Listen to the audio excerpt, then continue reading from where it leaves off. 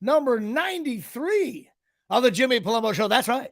Show number 93. I can't believe I have done 93 shows of hilarity here at Shea from downtown Mawa, coming you live from the Jimmy Shitty Kitchen Studios via downtown Matawan at the gorgeous Chop Sports Studios that have, ever since I don't record there, you've improved with my favorite man behind the glass, your friend and mine, Mr.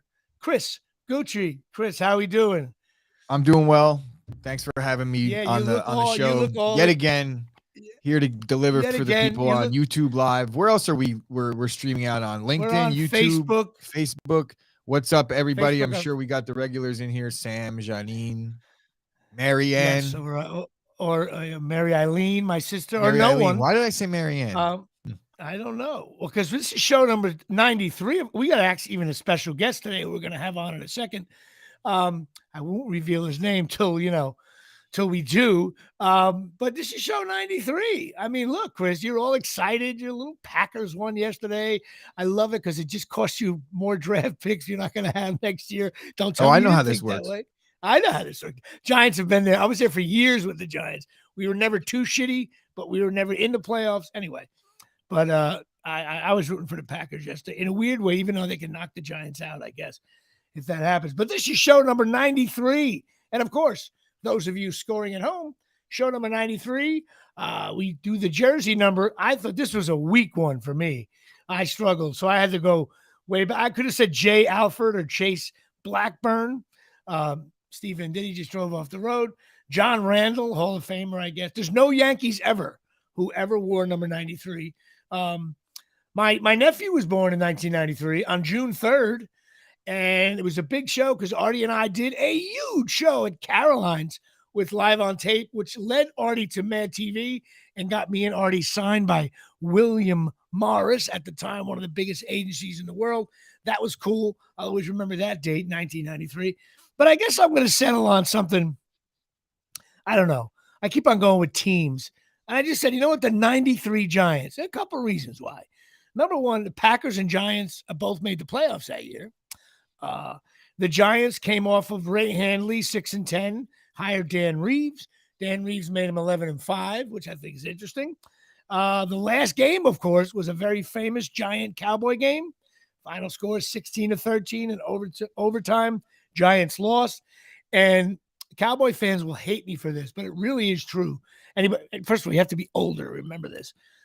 That was one of the biggest season-ending games of all time because the Giants and Cowboys were both very good, but the Cowboys hadn't been, like, you didn't realize exactly how good the Cowboys were going to be yet. It wasn't the dynasty didn't kick in. And whoever won that game won the division and had to buy the home field. There was so much at stake, and it was a nip-and-tuck game. And Emmitt Smith beat us with a couple of big pass plays, a couple of big run plays, and they beat us in overtime on a 41-yard field goal. Really changed the course of the Cowboys.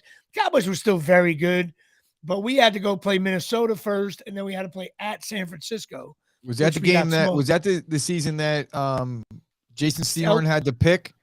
No, the fumble return? Well before that. Before that. It's 30 years ago. He was in high school. Oh, yeah. You said 91? 93. 30 years ago. Man, maybe it could have been. Was 93 the Viking game? Is that possible? I'm going to say no. I feel like that was like 03. That was like a Dante Culpepper Vikings. Yeah, it was the Giants got smoked by 49ers. LT and Phil Simms last games as Giants, they were two of my favorite players. LT knew it. Of course, as the story goes, he stayed in San Francisco and got ripped and drunk and came home like 7 days later. Phil Simms got cut like in the spring. Totally a shit move by the Giants. They supposedly didn't even tell him. Like, they called him up and said, like, it's already on WFAN that he released. Shitty way to go to Phil Simms, but he made $1 billion since then, so I don't feel bad for him. And Dan Reeves, of course, solidified the Giants, made them better, and all that kind of stuff. So that's it. I'm going to go with the 93 Giants at 11-5. Okay. So my guy is one of those defensive linemen that come along. Obviously, one of the most boring positions is interior lineman in the NFL. But once in a while you get a character that comes along, and the Packers had a guy, and they had him actually a couple times throughout his career. You remember Gilbert Brown, the gravedigger? No. The big fat guy, number 93, and he always wore the visor. He's one of those guys that I met him at the same day that, remember I told you the Antonio Freeman story on episode 86? He was standing next to Antonio Freeman. So one of those cool things. Right. So just Packer a big fat interior lineman. Most real football fans know who Gilbert Brown is, but Jimmy doesn't. I don't, because you understand. I try to tell you, when the Giants are good, the Packers are like the Rams. They're just some random team. You've been blessed for the last 30 years of Packers making the playoffs. Fair point. and losing most of the time in the playoffs, sadly for you anyway. All right, so Clifford Brown, is that what we're going with? What was his name? Gilbert Gottfried Brown. And the 93 Giants. How about this, Jimmy? Like, if you knew who Gilbert Brown was, or if I showed him to you, you'd be like, I remember him, and I liked him because he fits your bill. You just called me fat. You just called me fat. No. Meaning like, no, you like Chili Davis, and you like Mark Whitten, and you like the sluggers. He's a slugger. So is he the Cecil Fielder of interior? That is a fair assessment of Gilbert Brown. All right, there you go. So Gilbert Brown and the 93 Giants, with a shout out to John Randall, and of course Cecil Fielder. By the way, no Yankee ever. I don't know if I meant no Yankee evers wore 93. I found that goofy. Well, we got some big news here. First of all, Patreon.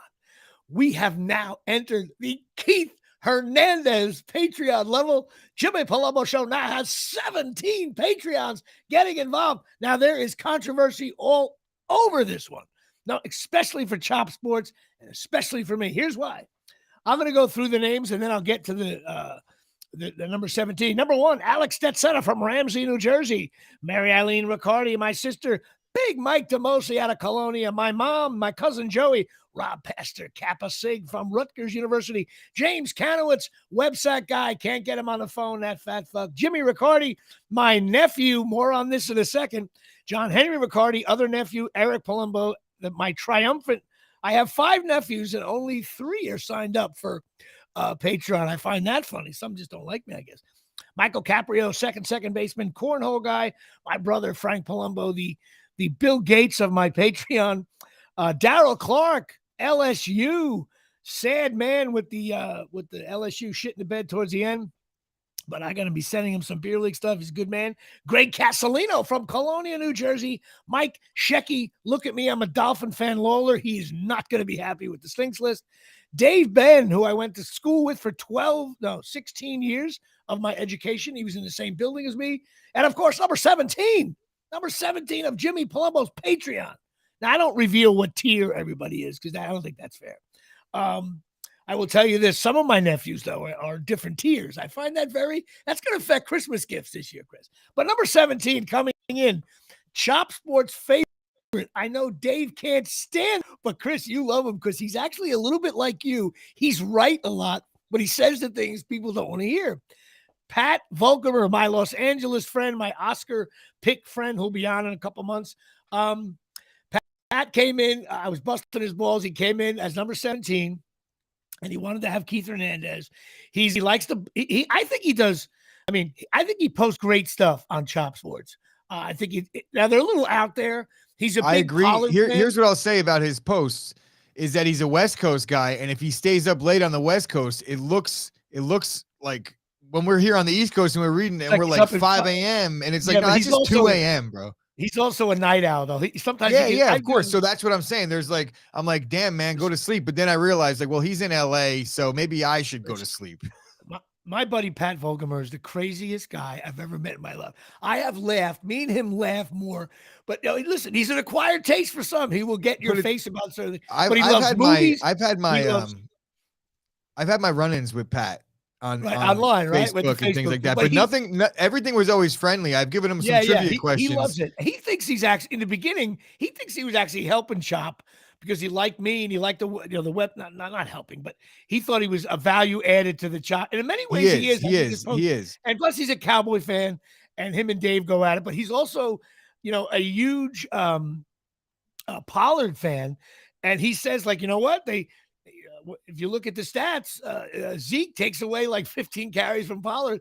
I can't argue that because although I hate whenever you have running backs by committee, there's always a problem. But the only Pollard, problem I have with his argument is that we haven't seen Pollard shoulder the 20-25 carries a game load, nor do we really see that in the NFL at all now. So to make sense of what he's saying, he's like, why drive the beater when you have the Ferrari in the garage? Well, if it's raining, you're not going to take that Ferrari out, and you need to keep it in good condition for when you need those sunny days. But listen, I don't agree. I think put it this way: when the Giants play, I'd rather have Zeke in the game at this point because I just think Pollard's really good, and I wish the Giants had a second. Yeah, or you could play Pollard and have Zeke sit the bench at $16 million a year. Yeah, well, there's that too. But you know what? The fans don't care about the money. Who cares? No, but then what happens is week 6, all of a sudden Tony Pollard's not available because he's not used to carrying the ball 20 times.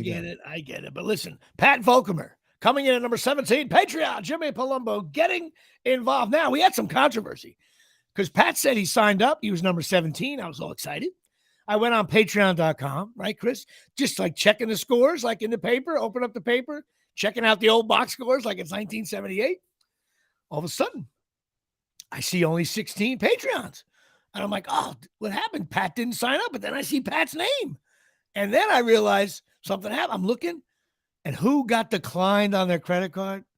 My nephew, Jimmy Riccardi. He's my boy, went to Rutgers. I share the same name as him. We always laugh. His credit card got declined. There was issues, and he was the one who gave a little more on the Patreon. So I called him up. I was like, dude, you show up at the Palumbo Christmas party wearing a jerk-off Knicks shirt. Now your credit card's getting declined. This is classic. I said, I'm going public with it. He's and now like, Jimmy goes public with it. Now I'm gonna pour cold water on the credit card declining ordeal because it could be certain things like people that have subscriptions and they don't like their monthly subscriptions. Maybe he has a Venmo card that he puts money in every month. What it is for some reason, and he doesn't know why. After talking to him and him laughing at me, mocking him out, there was a hack, and the credit card they had on there, or he entered the wrong, whatever it was a mistake because he's been out for a couple months. Well, what happens too? Maybe he had an issue where his card was stolen, and then he has to go into everywhere he has a subscription and change his card information, and that sucks. But listen, if you lose your wallet, the first call you make is Patreon for Jimmy Palumbo Show, Chris. That's true. Right? And then think about that. Like if you're in like New Zealand and you lose your wallet and you don't even know if you're gonna fly home, first thing you do is let me get on Patreon.com, make sure my subscription. How about this? I had a situation where it was mine and Ashley's first date. We're in Philadelphia, first date at a restaurant, and now we're in Philadelphia, but on my debit card that I was using, I did not go in and set travel arrangements to my bank. So when I went to pay, it was like a $250 dinner at a nice restaurant and it got declined. And I'm like, what the fuck? There's no way. You know, I knew I had money in my fucking bank account. And it turned out that I have to go let them know if I'm going to use my card out of state. I have to tell them.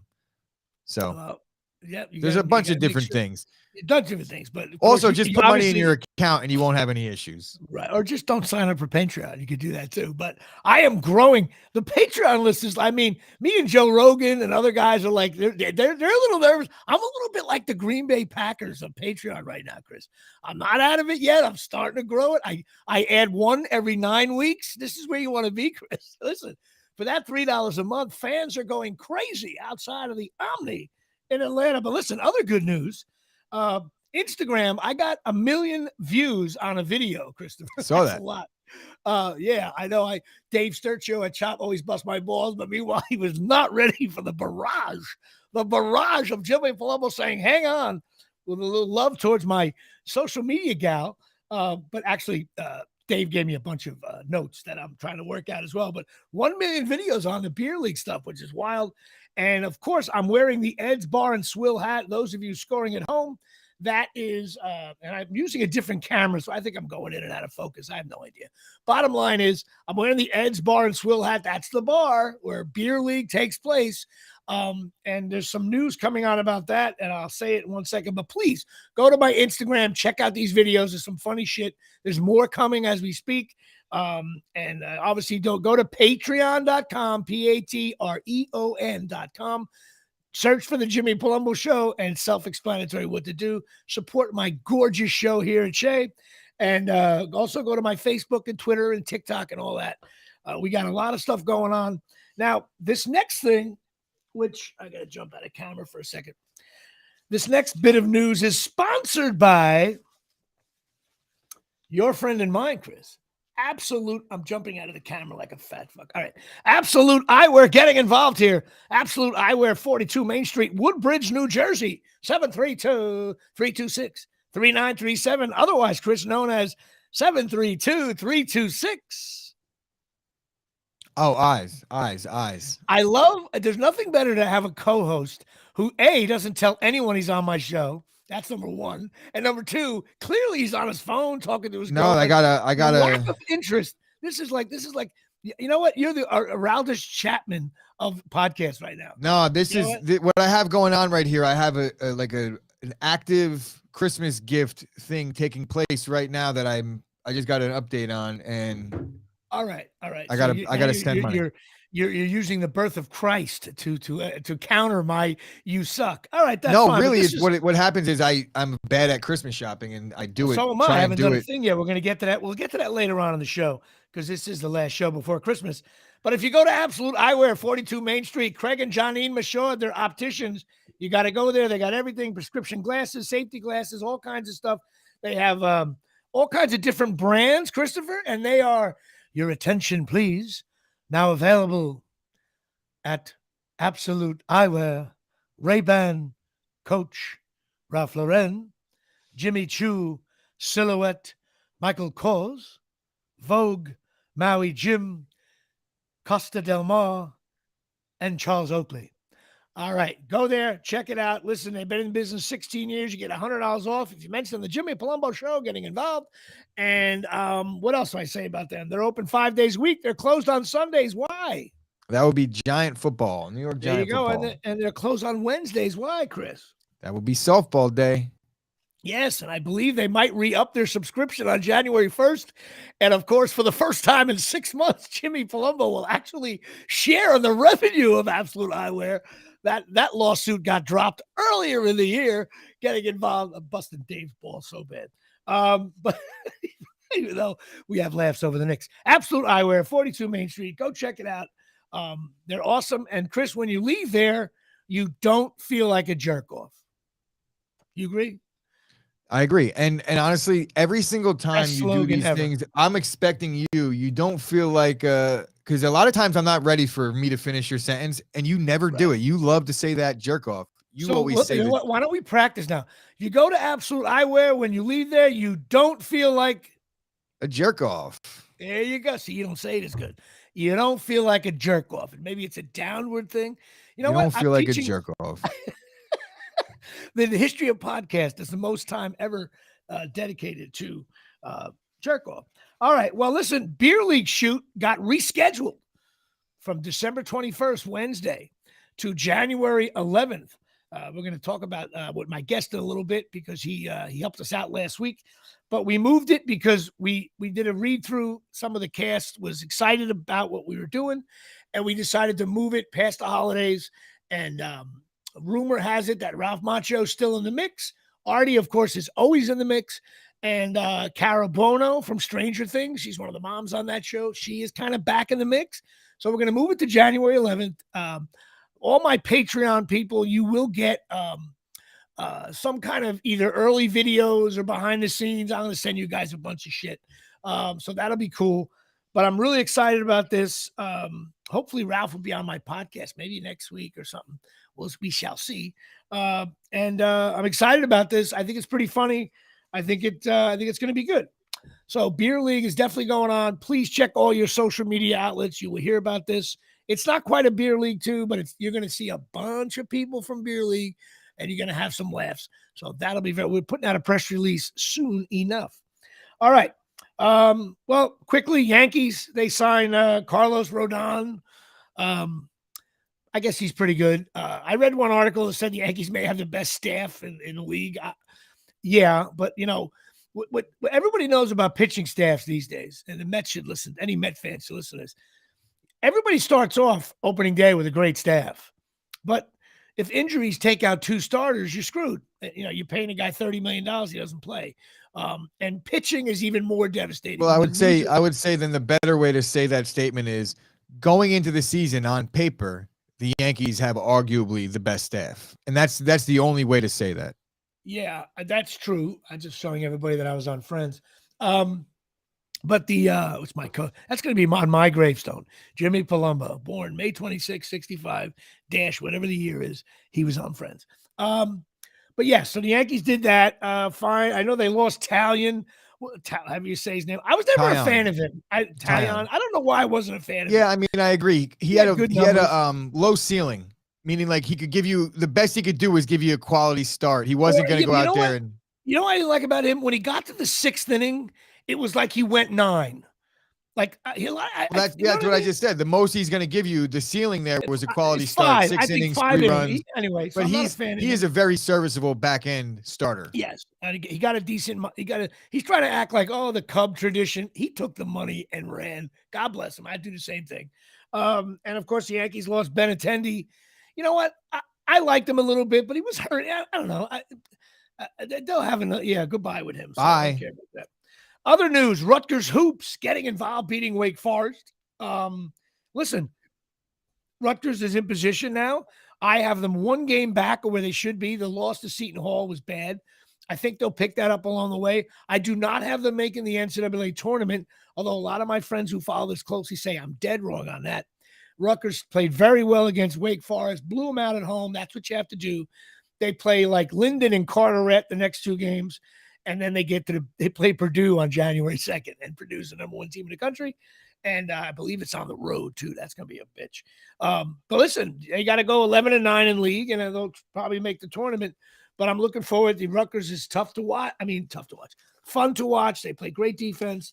And if some of the young kids step up, they'll be all right. My Knickerbockers, 7 in a row, getting involved here, but I can't get into it.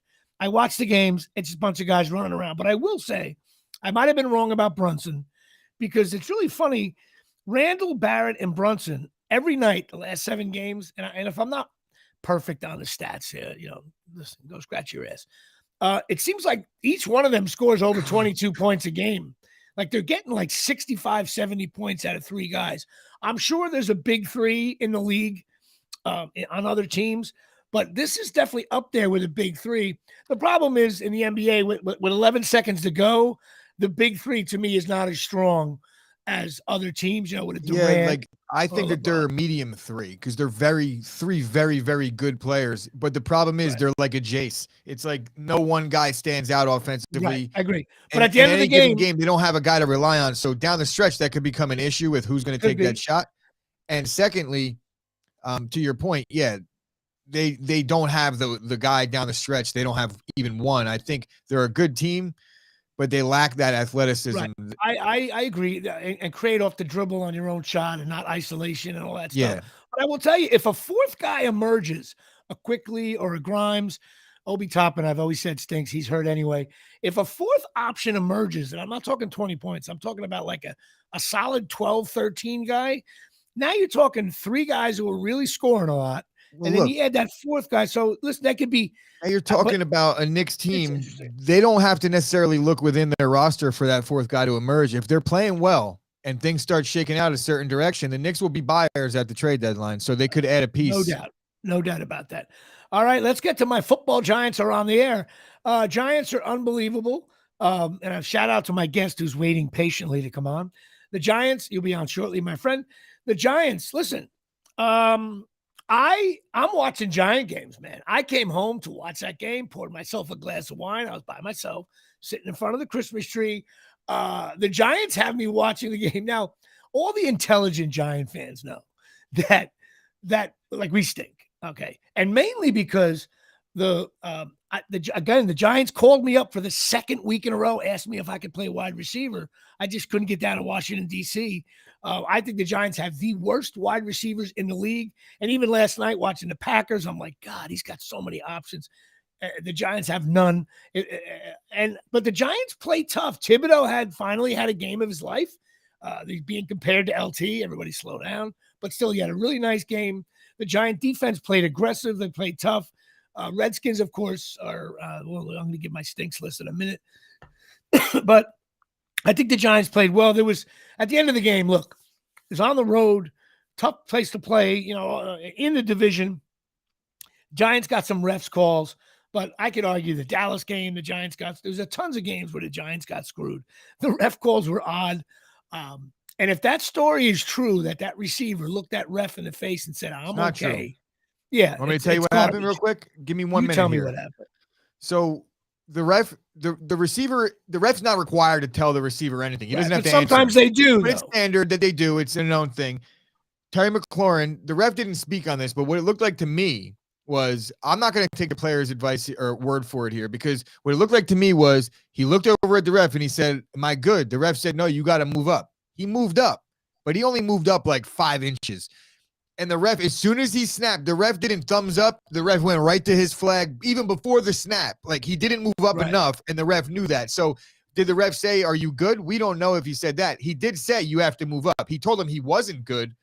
And then there was an adjustment made, but it wasn't enough of an adjustment. Now, is it a shitty call? Yes. Shitty call. But at the same time, if you lose a game on a play where there was a clear penalty, that's a shitty way to lose as well. You have to be on your best behavior in the red zone so those things don't happen. And that's on the offense. I thought the pick play on the pass interference, I thought that's the rule. You can't do that. And people got to understand the reason why you have to be on the line is like 5 reasons for it. But the main reason is you can't touch these receivers anyway. And if you're like 2 feet back, you have time to like juke and move and do all that stuff. Well, not only that, you're allowed to be back. You're allowed to be back, but you have to cover the tackle if unless you go declare a guy eligible and it changes things. But if you don't report, it's like, so the defense knows, like, formation wise, that he can't get the ball, so they don't have to cover that guy. I get it. They have to have that rule, otherwise it would be crazy, like playing chess back there. But listen, now the call at the end of the game, a bang play, but of course on the review he was hugging him and he was making love to him. That was a bad call, a bad call. I thought that was a bad call. But if you watch end of game plays, there's always contact. But I thought that, listen, did the Giant get, every Giant fan knows we got the calls. We're moving on, 8-5-1. Look, we have a very good chance of making the playoffs. We didn't clinch anything yet, though. I think one more win will do it. I think if the Giants win and Detroit or Seattle loses one, we're in. So that'll be fun. And as far as the refs go, the refs have done a much better job this season than they've done in the last couple seasons. Like, we haven't heard much about the refs. It's like here or there. You expect that. People, there's a couple of Giant games I was unhappy, but you could every year the refs. There's a couple. Guess what? I was probably unhappy in the Packers-Giants game, and so were you. Like, that's football. You're gonna both sides see it. Once you start talking about ref calls, unless it's, I don't mind, like in the Rutgers-Ohio State basketball game, the ref call was not a judgment call. The guy was running out of bounds up the court. I've never seen that. That's a bad.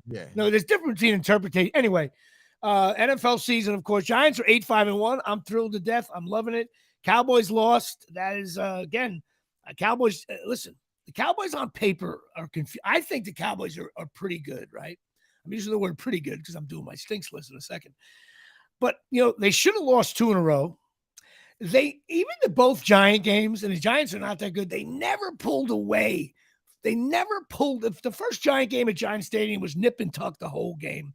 They never pulled away. I don't know about the Cowboys, and they're coached by McCarthy, who you think stinks. So I don't know about the Cowboys. I think if they put it all together, they can really make a run in the Super Bowl. But I don't know. I don't know. They're a week. Well, it's a week-to-week league, and the Cowboys are the poster boy for a week-to-week team. Yeah, and they have a shitty head coach. I'll stand by that. I think that they have a really good roster, but it's probably not going to be enough. They don't have the quarterback to elevate that roster, and that's what McCarthy needs. The defense could win them any game. True. You have to have a good defense. True. So, which brings us to our last segment before our guest. Sponsored by cornholelevel.com. That's right, Christopher Jimmy Palumbo's NFL stinks list is all over the internet. People are going crazy here. It's really the most important. I mean, Vegas is calling me twice a week. They want to know who's on Jimmy Palumbo's stinks list. I've been doing even more research on this. It's incredibly accurate. And it's sponsored by cornholelevel.com. That's right. Go there. Chris, if you have if you have a cornhole thing at a board, Chris, if it's not level, it's embarrassing. You know, you have a girlfriend now, and then all of a sudden you're having a party, and there's like your board's off. You put this little thing on your cornhole board, bro, and it's boom. You level it to, fro, up, down, everything. It's a beautiful thing. They're $19.95, 20% off. If you put in JP Show, might be a little late for the stocking stuffers here at Shea, but certainly leading into the spring, it's going to be great. And so cornholelevel.com. And I'm also talking to someone who's creating some kind of cornhole bar in New Jersey with cornhole and beer pong. His name is Joshua Riccardi. I told him I bust his balls. He's supposedly a world champ in beer pong and in cornhole, which, what do you think I told him? I was like, really? If you give me a spare 20 minutes this week, I'm ranked third in the country in both things, which I know you appreciate, because anybody who admits he's good at beer pong, I find that hysterical. He's going to be on my show in a couple weeks. All right. It's like saying good. It's like saying I'm really good at Madden. Yeah. It's like, what? Yeah, please. It's like saying I'm really good at podcasts. As clearly I'm not. All right, NFL Stinks List, week 15, as I call it. I got the Buffalo Bills at very good. Miami Shecky Dolphins. I'm sorry, bro. They're at average. Had to do it. New England Patriots stink for that brutal play. Really one of the most incredible NFL things I've ever seen. They stink. I'm going to put the Jets at stink because they had the Lions beat. They blew it at the end. And timeout issues, all that stuff, they stink, and it could cost the Giants a playoff spot, so they stink. Cincinnati Bengals, very good, 10-4. Ravens, good. Browns and Steelers stink, but I got to admit, they're starting to play a little better. AFC South, Titans, Jaguars, Colts, Texans, stinks across the board. That hasn't changed. Kansas City Chiefs, I got as very good. You don't bump the Jaguars up to average. They've been playing real good football. Well, I will admit, there still stinks, but it's right there. Next week could be interesting. Listen, very good that you're picking up on a possible move up to average, which means they stink. Kansas City Chiefs are very good. Chargers I got as average. Listen, I made a decision today because of my friend John Maddie from Colonia. I put the Las Vegas Raiders at average only because of that wild play. As you well know, sometimes holiday spirit, I will give somebody some love. And I'm doing that this week. Normally, maybe we'll see John Maddie added to the Patreon. Coach Maddie. Yeah, maybe John Maddie. John Maddie was my football coach for 12 years. Okay, he was so my, anybody who knows John Maddie, you call him, say Jimmy Palumbo talks about you. As soon as I saw the play, I'm like, oh my God! And John Maddie was at the game. And then send him a link to the Patreon. Yes, link it. Go. I need your money. And of course I have the Broncos as stink. All right, NFC. Philadelphia Eagles, I got is very good, even though they struggled a little bit. Jalen Hurts is hurt. We'll see what happens there. Now, Dallas Cowboys, sorry, should have lost 2 weeks in a row. I reduced them to good. I think that's fair, even though they're 10-4. They got to work for my very goods. No one's really very good in the NFL, and they lost that perch. I'm going to keep the Giants at average. I enjoyed the game. Giant fans were watching games again. This is awesome. I'm enjoying every minute of it. And the Commanders, I'm going to keep as average because I think the Washington is still going to be tough the next 3 games. Minnesota Vikings, great comeback, but you shouldn't have been getting your ass kicked that bad. So I'm going to put them as good. Plus the Giants are playing them this week. So I'd rather have the Giants play a good team rather than a very good team. So they lost their perch. But here's a very controversial call here, Chris. And I'm sorry, I watched them kick the shit out of the Giants. The Detroit Lions at 7-7 in a rare holiday spirit, Jimmy Palumbo's NFL stinks list. I have the Detroit Lions as very good. I think they are. I think they've scored 25 points a game, 5 games in a row. Jimmy, they're 7-7. They were 1-7. There you go. So I have them as very good. 8 games of NFL season, a team that was 1-7 is now 7-7. That's a very good football team. It's a very good football team. So I haven't been very good. I also, for the first time in a long time, Christopher, in a long time, the Green Bay Packers at 6-8 in really position. Of course, anytime you got Rodgers, you could sweep. I have the Green Bay Packers upgraded for the first time since Halloween or before as average. I got them at average, and they're still alive, and they could actually knock the Giants out of the playoffs. And, of course, the Chicago Bears, they stink. NFC South hasn't changed. Sorry, Buccaneers, Panthers, Saints, Falcons, they all stink. I don't care what anybody says. The fact that Tampa Bay, it looks like the Cowboys are going to end up playing Tampa Bay in the playoffs. That's awful. At Tampa Bay, I have to root either for Brady or the Cowboys. That's a nightmare for me. It's Brady Day all day. Yeah, Brady will probably eat them alive or something. San Francisco 49ers at very good. Still at very good, even with that rookie quarterback who looks like he's 11 years old. Seattle Seahawks average, and of course, rounding it out, Cardinals and Rams at stinks. So we have 16 stinks, down from 17. 7 averages, up from 5. We have 3 goods and 6 very goods would stay, but we flipped a few there. Had to do it. So that's it. My Jimmy Palumbo stinks list. And now, your friend and mine, we have to get to our very special guest, but I have to figure out how to get him on the damn show. Here we go here. All right, everybody. Here it is. Let's see what we can do here. All right. Is that him, the one and only Jimmy DellaValle? All right. Hello, sir.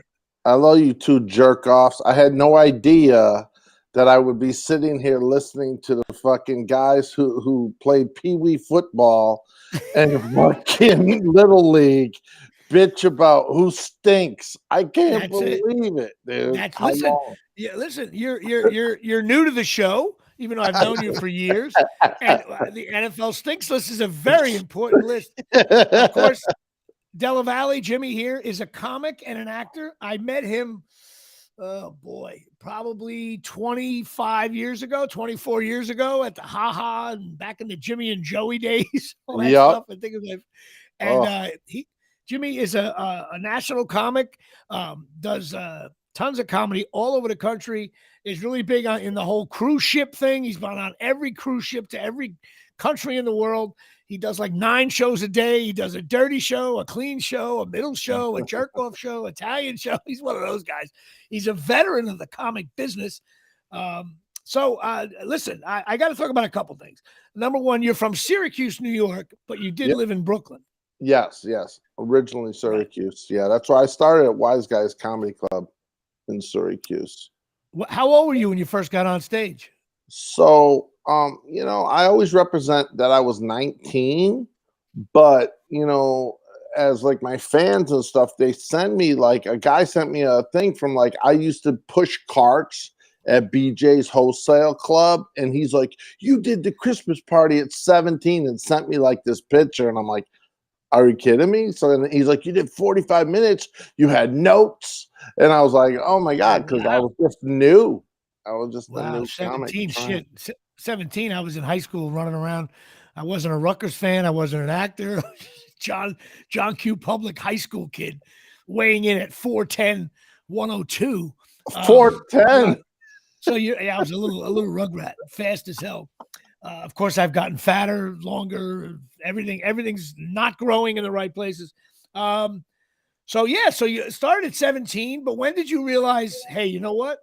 I'm going to start doing this a lot more. So right away, like once I got to Wise Guys Comedy Club, all of a sudden the headliners would come in and they just were like, you're funny. But I used to like look down and I couldn't even look at the people.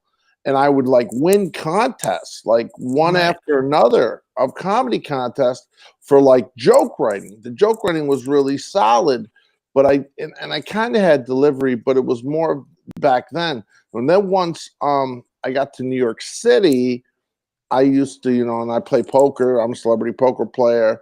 So I got the World Series of Poker right here. But the thing is, Eddie Brill. I used to go to Eddie Brill's house, and David, great. Yeah, David Letterman had a poker game, and but David Letterman never came, but it was like the Letterman game, and we were all there, and we played poker, and then Vic Henley and Eddie Brill and William Stevenson, and they're like, you're so funny. They go, but just start like looking up, start smiling on stage. Right. They go, you'll be able to get away with your delivery. You'll be able to get away with everything. And that's when at Caroline's, and that's how I became a regular at Caroline's. And I worked there fucking every single day. Like I did the proms from like April till August and plus regular shows. And then, I came up with Patrice and Boss. And when those guys kicked me in the ass, those were the guys who were my comedy mentors. Right. Have you ever, those guys like that? I mean, who was, I know everybody always says, who is your, comedy idol, but I'm not going to ask you that. Like, who was your comedy idol that you were performing with? In other words, maybe a guy who's not a big name, not like Jerry Seinfeld or something like that. Someone who like, maybe like it's not a household name, but you were like, dude, I think I'm good, but that guy's just lighting it up. Talk about those kind of guys. Well, really was Patrice O'Neal, day in and day out, working with Patrice, breaking balls, doing shows with him. And watching him, and just, he was so fearless. And Right. he was like Jay-Z. He never wrote nothing down. He like, he didn't write his raps down, of course, Jay-Z, but Patrice never wrote nothing down, and then he would just go up with something. And I remember he had got a lot of good TV and some movies. He did that movie with Meg Ryan, and then he did the movie with Chris Rock, where Chris Rock was like the black president. And we were at Caroline's one night, and I go, dude, you're blowing up. This is huge. She goes, how am I blowing up? I'm on a show with you. Like, and that's what the truth was. That's great. That's great. Yeah, he was. That's another sad death. Lost to the comedy world for sure. I feel like the last 10. Is he gone 10 years already? Is that possibly true? 12. Could be 11 years. 12 years. I feel like we're losing all these comics. It's just crazy to me. So anyway, so you go to New York, and then you started to get involved with the acting business. Did you get in New York? Did you do voiceovers and on-camera commercial, or you did that more in LA? Yeah. So what happened was, and I mean, you've seen my famous black and white headshot. I mean, I was ridiculously fucking handsome. So back in the day. Yeah. So what they would do was they pulled me off the street, William Morris, all that. They wanted to make me into an actor. And I was a stand-up comic, and I didn't want to do it. And back then they would go, oh, well, you'll work this and that. And so I actually, as crazy as it was, I was going to sign with Barry Katz, but Barry Katz really wanted to push me into acting. And then what's his name? Rose Garden, not Rory, his brother, Peter. He had called me to represent me, and then Omnipop, and I was dealing with all those different guys. And then Roger Paul was like, I'll work you every weekend. I'm breaking into the acting business. And then that's how it all happened. And day one of Sopranos, the pilot, they wanted me for the pilot, but I wasn't even an actor. And they wouldn't even explain to me what the Sopranos was about. All I knew is I'm a dumb kid from New York, like, it's singing. Maybe it's singing, and they're going, it's not singing. And I go, what is it? It's like I have to go to Bananas Comedy Club. I don't give a shit. I don't want to go meet this guy, David Chase. And I did. And my wife to this day is like, you're a jerk off. You didn't go meet him. And then I luckily got to do one episode, season 5 with Robert Loggia and all that. That was a tough show to audition for. They were very the casting director, whose name is slipping me, was very tough. Georgianne Walken. Yeah, Georgianne Walken was tough. Wife. Yeah, very tough, I thought. Fair, but tough. I actually booked a one line. I was supposed to be at the card game. And I would have had one line with all the cast members. Would have been cool. I just wanted to get on the show. I guess it was season 3 or 4. I don't even remember. But that was the episode they did all the celebrity guest casting. I think Bon Jovi, Frankie Valli, whatever. I was supposed to. That's my Sopranos story. I was cast as the dealer to deal to Bernie. You would have been Bernie Brillstein, all those guys. That was, and I had great lines with Jimmy, Gandolfini, all that stuff. And then what happened was I got there, and they go, "Hey, Jimmy, we're very sorry. Look, this is what's going to happen. You're still going to be on the show, still going to have lines, but you're not going to be the thing." And Chase owed a favor to somebody, and then some like older guy ended up being the dealer. Yeah, so I know. And that was 3 episodes. It was 3 episodes. That's you know, what I was bummed about is I didn't get paid. And how I remember it, I should have been paid because I was ready to work. Like I had a shoot day. But my agent was like, and this is what I hate about showbiz. We don't want to piss off Georgianne Walken by saying you should get paid. But I'm like, part of me now looking back, I would be like, I don't give a fuck who she is. I'm probably never going to do this show again anyway. I want my $1,500 because you say you booked something. It was a booking, you know, but I didn't get the script or the contracts didn't go through, shit like that. But I ended up sitting next to that a football game with Gandolfini busting his balls. I was going to bring it up saying, yeah, you fucked me out of $1,500, but I didn't say it. I'm a big fan of the show and I loved watching that. All right. So now you decide to make the asshole move and move to LA because you thought you were going to become a big star and become like George Clooney because you're a good looking guy wearing that jerk off leather jacket and your headshots.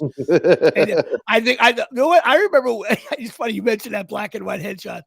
Were you like me where you were like, everybody was getting color headshots and I was like, I was not early to the color headshots. I don't know where you were. I was. So, yeah, no, I kept trying to recreate that with a color and it just couldn't get what it was. The black and white was just fantastic. Robert Kim, who was the famous photographer, he shot me and that picture was just, dude, I was literally IMDb Face of the Year. Fucking on IMDb. It was just insane. Goes to show you how shitty Amazon is these days. I know, exactly. Well, you know, the IMDb star meter is only hot chicks, which makes sense because the guy sits on a couch, he watches a hot chick on a show, and he says, "Who the fuck is that?" and Googles her, and that's how it works. Like, I think George Clooney's like 110th, and like, you know, Tom Hanks is like 412. You know, everybody wants to see the chick from White Lotus, who I think is the best player in the country right now. But all right, so you go to LA. Now, this whole time you got married young, right? Pretty young. You've been married a while. So I got married. I just celebrated 19 years. Okay, so you went to LA. You were single. No. I was married. So I headlined what was it called? McGuire's Comedy Club, which is now Governor's Comedy Club. Right. And I guess they bought them all. And I was with my best friend, Tim Homiun. And what happened was he goes, "Hey, let's go to the Hamptons." And I had never freaking jerk offs. It was like, you know, the Jersey Shore, but like with richer people. You know, like that's what it was. So I went. That pretty much describes, and it takes 7 hours to get to. Yes. If you live in Long Island, it takes 7 hours to get to.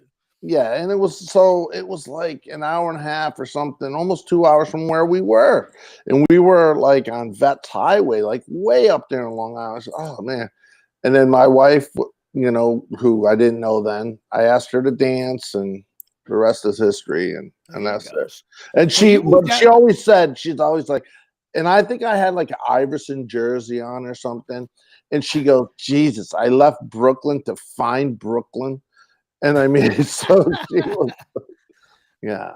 So you moved out with your wife to LA, and how did you find that adjustment in the beginning? So Roger had put me on a showcase, and Chris Mazzilli from Gotham was there and everything. But that was in LA at the Acme Theater, and I did 2 acting scenes, and I also did stand up, and a whole bunch of agents wanted to represent me.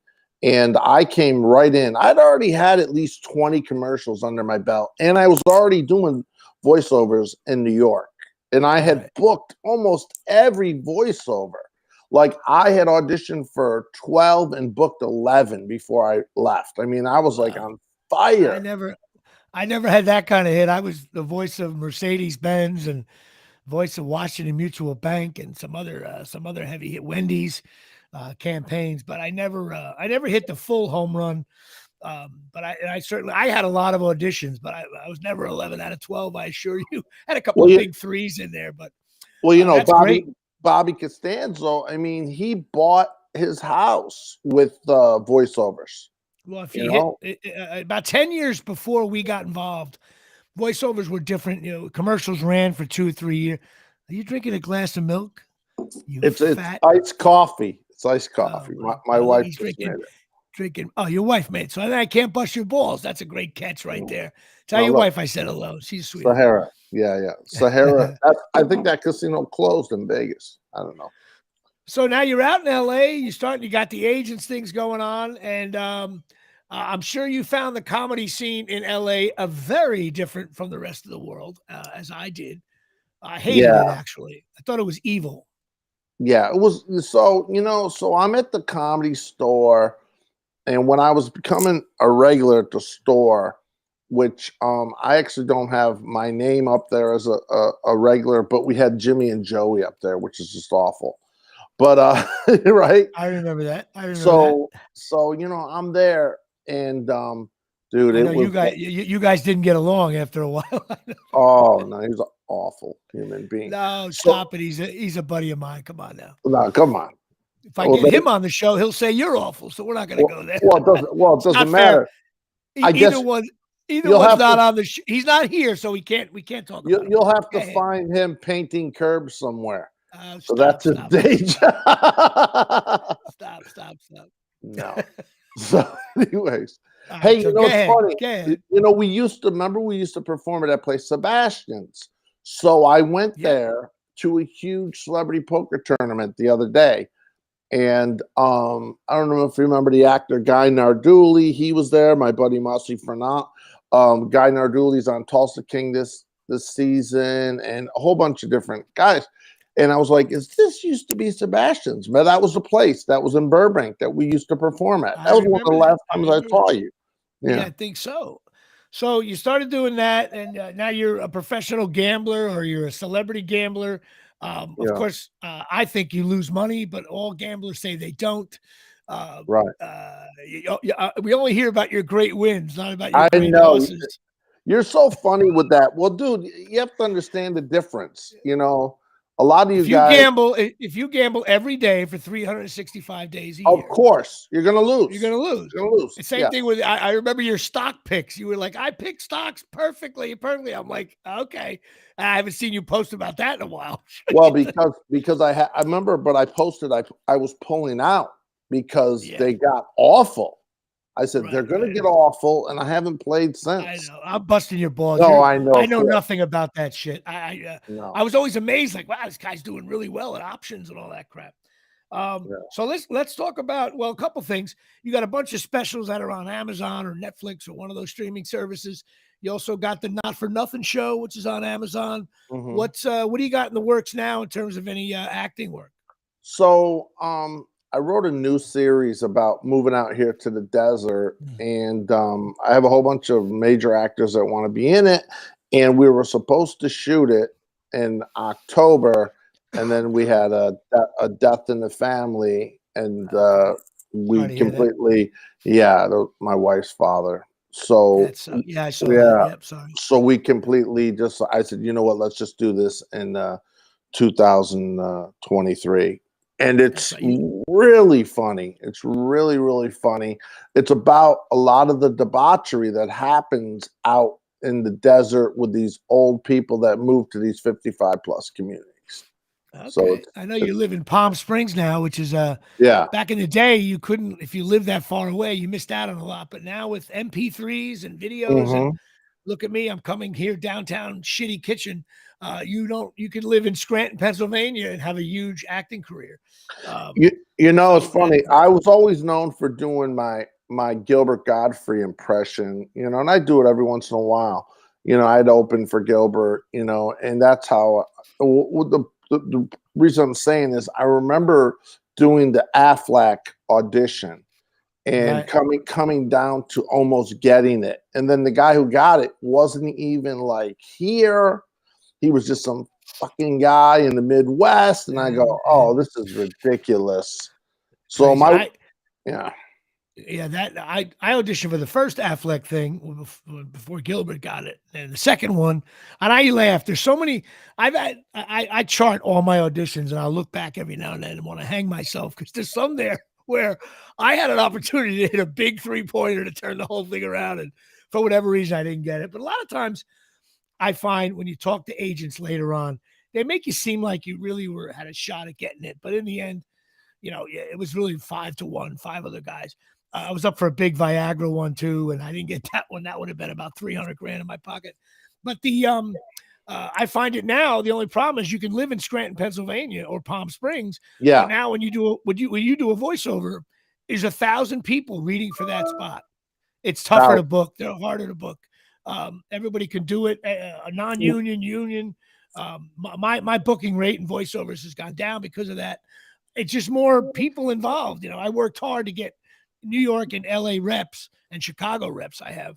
And now anybody just with a decent voice hops on and they're in the game. So it's kind of a shitty thing there. Well, yeah, I used to be for voiceovers. I mean, I had booked so many different ones.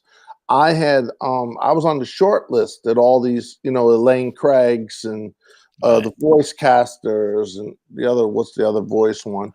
So you would only go up against 10 or 12 people. Right. And that's it. And they would go, no Jimmy, more. like the last big thing I had was I played a guy like this. Hey, I'm an oil can. I played like that guy for John Deere. That was like my last big one. A big campaign. That's right. I remember you told me you booked that kind of craziness. Yeah. All right. Well, listen, let everybody know where you at on Instagram. Where can we get you? Okay. So you can just go to add Jimmy DellaValle right there. But then you just put a by the way, it's DellaValle, DELLA, capital VALLE. Yeah. Jimmy DellaValle. Yeah, and you could do funnyjimmy.com, right? So just funnyjimmy.com will bring you to all the places. You just click social media on the page. And if you want to watch my sitcom, Amazon started charging people that had the membership to watch my sitcom. And we did 9 episodes. And the greatest thing was Bobby Costanzo just redid his reel. And he's been in so many things. And he's like, hey, Jimmy, I want to take a look at that. And the editor was like, hey, this is great work. So he actually called me and he goes, you know what? This show's really good. And so anyways, the thing is, we had all different guys to shoot a second and third season. That's what our plan was. And then I went and pitched to Kevin Hart and we thought it was going to get picked up. The showrunner of the TV show White Famous loved my show. Buddy Lewis, and we were like going and pitching, and then all of a sudden kind of COVID just kind of screwed us up. And then Kevin Hart got in his car accident. Just a lot of really life got in the way of a lot of stuff. So 2023 is more of me creating instead of doing self-tapes as much. Because I auditioned for a Tulsa King, and I went up for a nice role in Babylon, and my buddy ended up getting it. You were very helpful with our read through of beer league stuff we're shooting. I appreciate your help on that. Thanks. And if it goes further than these initial things that we're doing, I'll try to get you involved as best we can. But listen, everybody, Jimmy DellaValle, Jimmy, thank you so much for doing the Jimmy Palumbo Thank show. You guys. I appreciate it, busting balls with you, and I love you. And I will talk to you soon, my man. Okay, thank you so much. You got it. All right, Jimmy DellaValle. Now I know we don't have that much time here, Shay. Chris said we have a hard out, but I just want to talk about a couple of things. I had my Palumbo Christmas party last week. Good to see everybody involved, and they were saying that I was the fattest Santa Claus. I was not happy about that. And I was the Santa Claus for like 4 years in a row, and I gave up the reins, Chris. Have you ever played Santa Claus?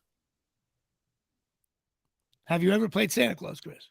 Not yet. I have not crossed that barrier in life yet. Well, and so now I made my nephews play it, and different people in the family played it. But now I made an announcement, even though some of my nephews and cousins, just got married and stuff. There's no new babies. And I announced I will return to Santa Claus at the Palumbo Christmas party when there's a baby in the house. Then they got to bring in Palumbo. The big fat man with the long white beard is going to come back and restore my role, even though my daughter is 3 years away from being the final Santa Claus. We got to go through all the nieces and nephews, and she's the last one. So that's exciting.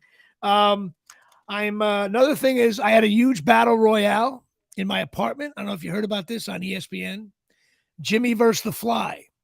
Now it got colder out, and there's a little slit in my door in my apartment.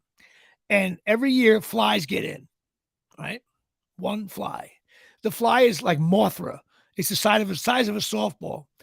And first, it was in the middle of the night, and I hear the buzzing. Turn the lights on. Dude, 2.5 hours, me against the fly. I had the tennis racket with the electric thing. You hit the button, and it fries it when you hit them. I had the vacuum out.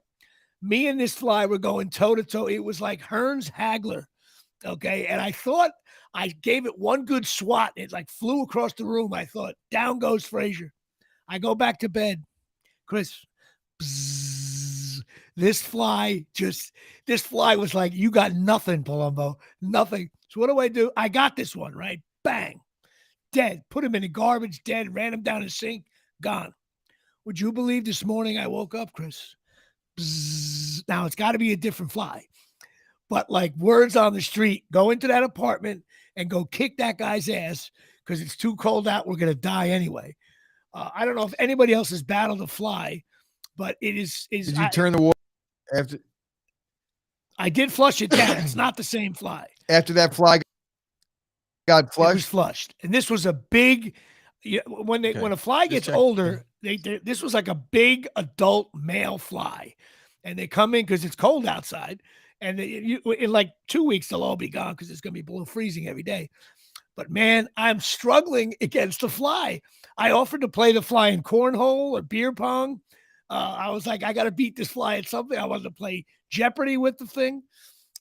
So as Chris leaves my screen, but he's going to jump back in. I got to add him back. Chris leaving, getting involved. Where'd you go? I don't know where you went. Anyway, I'm also playing in a pickleball tournament this Friday with a friend of mine, Jeremy. We're supposed to get our ass kicked. I don't see it that way. I'm going to be one pissed off pickleball player. Really quickly, Yellowstone getting involved here from the Omni. I still love the show. It's getting hot and heavy now. But I tell you, we got to talk about veteran. Chris, where'd you go? You still there? I don't know where you went. Maybe. Oh, we're all gone. End stream. No, we're still live. What are you talking about? There you go. I thought they cut me off. I know the show's going long. I'll be off in a second. Yellowstone. What's the deal with like Yellowstone having all these women talk about, oh, once you get older, you can't book work. The lawyer on Yellowstone, she's no rookie. She's smoking hot. Then you got the who's the girl? The girl in Tulsa Kings, the FBI agent. I can't think of her name right now. It's Andrea Savage. She's getting involved. There's a lot of these women that are definitely over 40 that are just dominating play on my TV screen. And I'm enjoying that very much here. Then you got the girl from Yellowstone, Beth. She's hot as hell. So anyway, there's like veteran women streaming, and I'm enjoying it very much. Tulsa Kings, my boy Dominic Lombardozzi getting involved there. I'm really digging the show now. It's right where I need it to be. And I'm loving the show, George and Tammy. Love it. Love Michael Shannon. I think the acting's great. And I'm listening to George Jones now, bro. Digging it. Now, listen, anybody who's listening to George Jones, it's the greatest thing ever. He's got some great songs, man. If you're down and out or cheating on your woman, or you don't have a woman, or you just had a woman, or it's his songs are so funny. That is that. Also, holidays. Merry Christmas to everybody. Sometimes the holidays get people down. Please don't get down. I know sometimes I get that way. You get a little melancholy during the holidays. I miss my dad. I miss a lot of certain things. You miss, people that have passed away. And some of those Christmas songs will bring you down, but don't let it bring you down if you can. But I get it. A couple glasses of wine. I'll look at a picture of my father and I feel like shit for a half hour. I didn't send out holiday cards this year. I still might do it tomorrow if I get a half ass and I can get it done, but I don't think so. I don't know. I just decided to skip it this year. I don't know why I did. I just did. And that's not like me. Usually I've been getting them out, but I didn't this year. And I want to give a shout out to all my a happy holiday. We'll be on next week, next Tuesday for sure. I want to give a shout out to all my Patreons. especially my family members. I like the bus balls, but I do appreciate it. And I appreciate the Patreon support, even though it's kind of creepy doing Patreon, I think, but I love it anyway. And all my fans out there and my fans, what am I saying? All people that listen, I don't want to overrate myself. And to my new buddies I met, Greg Alperin and Tom Boldinger, who are helping me produce and direct this Beer League stuff. And to all the cast of Beer League that have been very, very kind to me, willing to come back and do this. And that's it. Jimmy Palumbo signing off here from the Omni, from downtown Shitty Kitchen Studios in Mahwah, New Jersey. Merry Christmas. Happy Hanukkah. Those other holidays, happy to that too. And I will see you next week with possibly a very special guest. Goodbye, everybody. Love you.